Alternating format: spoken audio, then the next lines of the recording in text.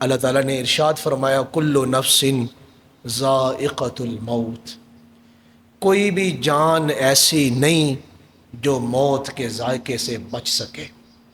جو بھی جاندار چیز ہے، جاندار نفس ہے، اس نے موت کا ذائقہ چکھنا ہے۔ حدیث مبارکہ میں ہے کہ جب انسان ماں کے پیٹ میں ہوتا ہے اور فرشتہ اس کی صورت جو ہے وہ ماں کے پیٹ میں اس کو شکل عطا کر دیتا ہے اور اس کی صورت بنا دیتا ہے، تو ساتھ فرشتہ اس کا فیصلہ بھی لکھ لیتا ہے اس نے مرنا کب ہے اور کہاں پر اس کو موت آنی ہے اور کس حال میں موت آنی ہے۔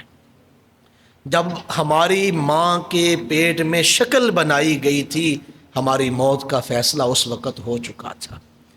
یہ حقیقت ہے کہ ہم موت سے بچ نہیں سکتے، موت ہر وقت ہمارا پیچھا کر رہی ہے۔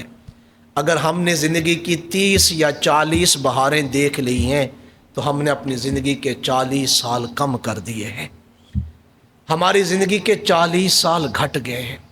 یہ حقیقت ہے کہ ہم میں سے کوئی شخص بھی زندہ نہیں رہے گا، اس نے موت کا ذائقہ چکھنا ہے اور عالم برزخ کی طرف اس نے روانہ ہونا ہے۔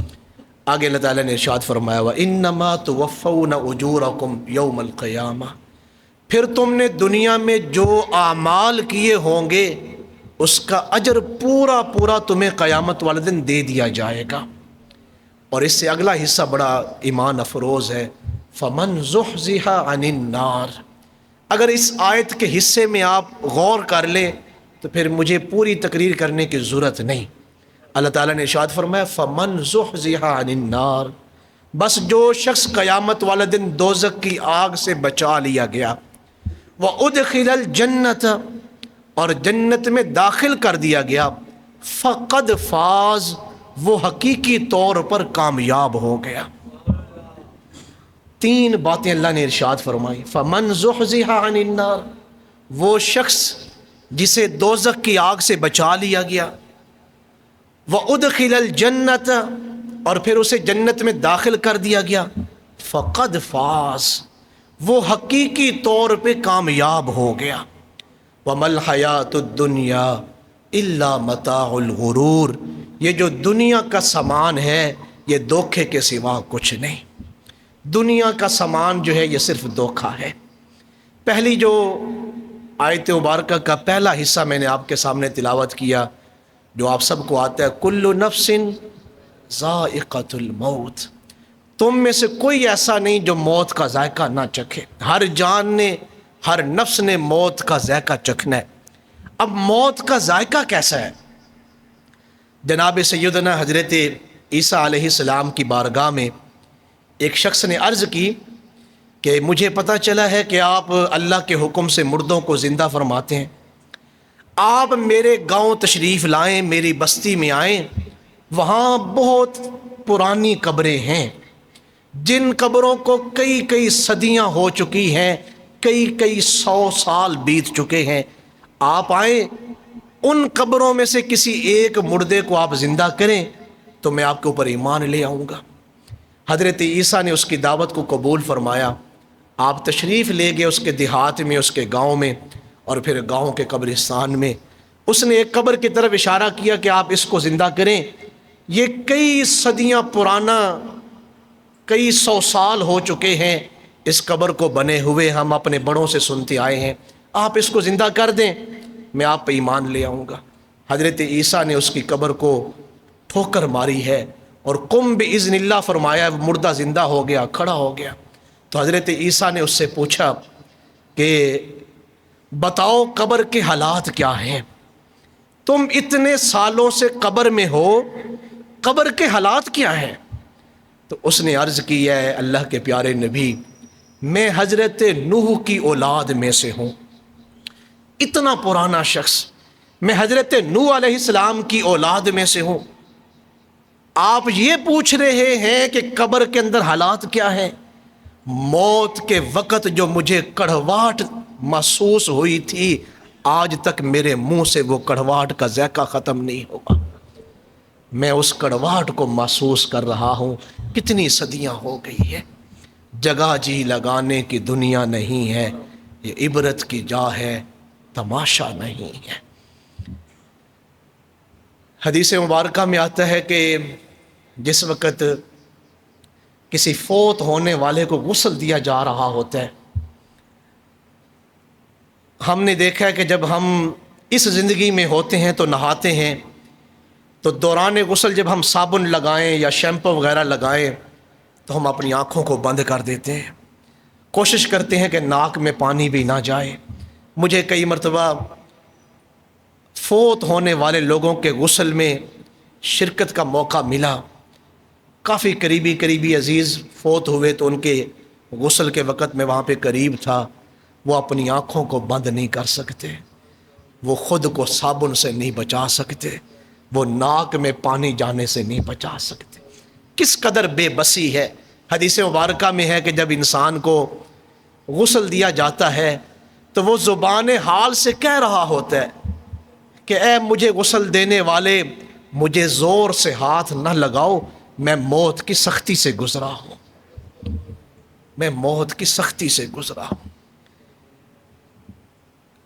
ایک بہت بڑا ایک اللہ والوں کا حضرت کعب بن احبار، ان کا ایک قول ہے کہ جیسے ریشمی کپڑا گیلا کر کے کسی ایسے درخت کی ٹہنی پہ ڈال دیا جائے جس کے اوپر خار، جسے ہم اپنی زبان میں کنڈے وغیرہ کہتے ہیں، وہ کثرت کے ساتھ ہوں، اور کپڑا گیلا کر کے ریشم کا اس کے اوپر ڈال دیا جائے، پھر کوئی شخص اس کپڑے کو تیزی کے ساتھ کھینچے تو وہ کپڑا اس قدر نہیں پھٹتا جتنا موت کے وقت انسان کو تکلیف ہوتی ہے۔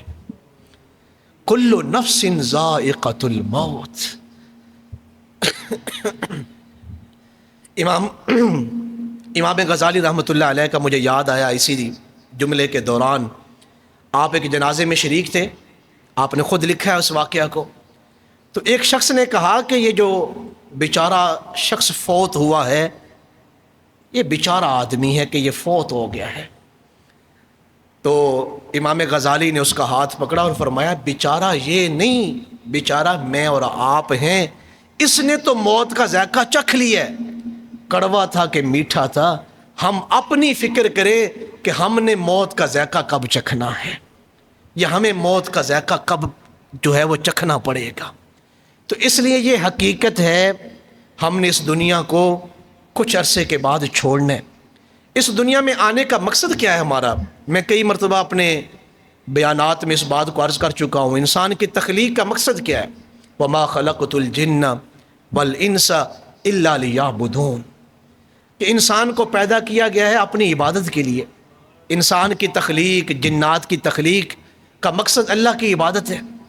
ایک موقع پر فرمایا الذی خلق الموت والحیات لیبلوکم ایکم احسن عملا، کہ ہم نے زندگی اور موت کو اس لیے پیدا کیا کہ ہم تمہیں دیکھیں، تمہیں آزمائیں، تم میں سے کون اچھے عمل کر کے آتا ہے۔ من عمل صالحا من ذکر او انثی وہو مؤمن فلنحیینہ حیاتا طیبہ، جس مرد نے اور جس عورت نے جو حالت ایمان میں تھے، اگر انہوں نے اچھے عمل کیے ہیں تو اللہ تعالیٰ فرماتا ہے ہمارا وعدہ ہے ہم انہیں ہر زندگی پاکیزہ زندگی عطا کریں گے۔ دنیا کی زندگی بھی پاکیزہ عطا کریں گے، برزخ کی زندگی بھی پاکیزہ عطا کریں گے، اور آخرت کی زندگی بھی پاکیزہ عطا کریں گے۔ انسان کی تخلیق کا مقصد کیا تھا؟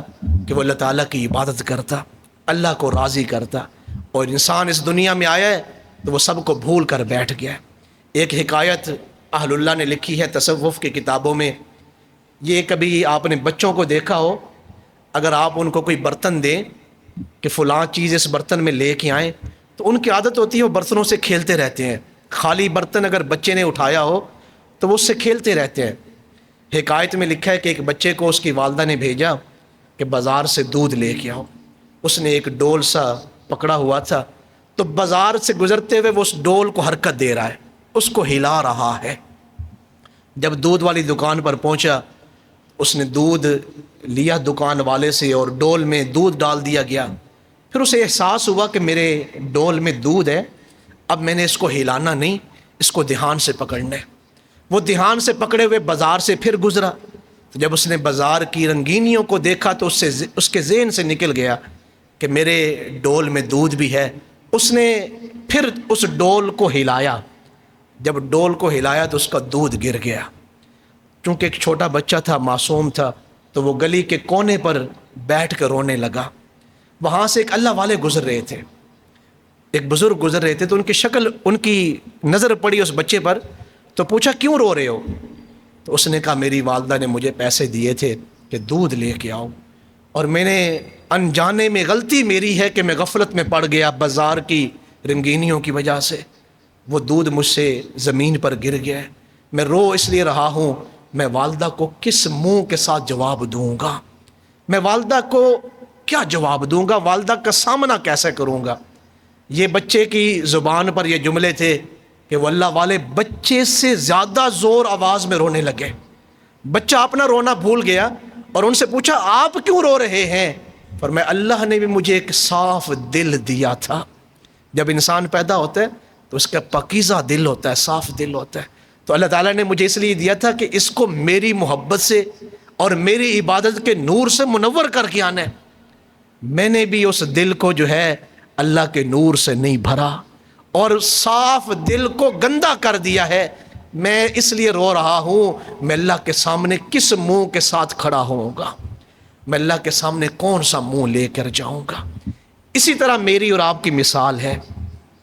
اللہ تعالیٰ نے ہمیں دنیا میں بھیجا ہے ایک مقصد کے تحت کہ تم جا کے عبادت کرو، تم میری فرما برداری میں زندگی گزارو، لیکن ہم یہاں آ کے بھول گئے، اور پھر ایک دن ہم نے مرنا ہے اور اللہ کے حضور کھڑے ہونا ہے، تو کس منہ کے ساتھ کھڑے ہوں گے؟